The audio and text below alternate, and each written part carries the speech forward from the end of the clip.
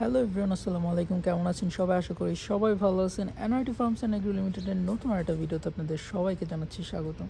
So আজকে আপনাদেরকে একটা মজার জিনিস দেখাই। দেখেন, আমি সৌদি আরবে যেখানে থাকি ওখানে একটা পুরাতন খাঁচা ছিল। সো প্রচণ্ড গরম হওয়ার কারণে খাঁচার মধ্যে কোনো পাখি পালা হয় না।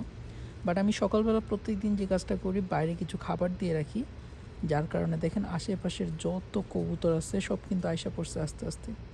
সো প্রত্যেক দিন এভাবে আসতেছে, কোয়ান্টিটি যত দিন যাচ্ছে ততই বাড়তেছে। আপনার চড়ুই পাখি আছে অনেকগুলো, মাঝে মাঝে ঘুঘু পাখিও আসে। সো আমি একটু দূর থেকে ভিডিও করতেছি কারণ ওরা এখনও আমার প্রতি আশ্বস্ত হইতে পারে নাই।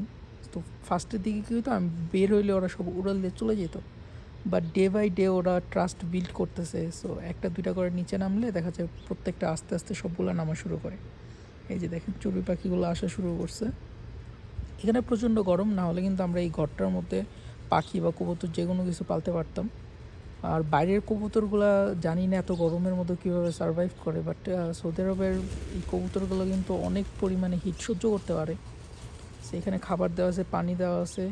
ওরা সকালবেলা আসবে, আদার্স কোনো টাইমে আসে না, কারণ আপনার রোদ উঠলে দেখা যায় ওরাও কোনো শেড অথবা ছায়ার মধ্যে চলে যায়। সো আজকের ভিডিওটা এই পর্যন্ত। ইনশাল্লাহ ওদের আপডেট দিব। পাশাপাশি হচ্ছে আমি যদি কোনো মাছ বা পাখি কালেক্ট করি সৌদি আরবে, ওগুলোর ভিডিও ইনশাল্লাহ দেখতে পারবেন আমার চ্যানেলে। সো চ্যানেলটিতে যদি সাবস্ক্রাইব না করে থাকেন অবশ্যই সাবস্ক্রাইব করবেন, আর এই ভিডিওটাতে একটা লাইক করে দিবেন। বাই বাই, দেখা হচ্ছে পরের ভিডিওতে।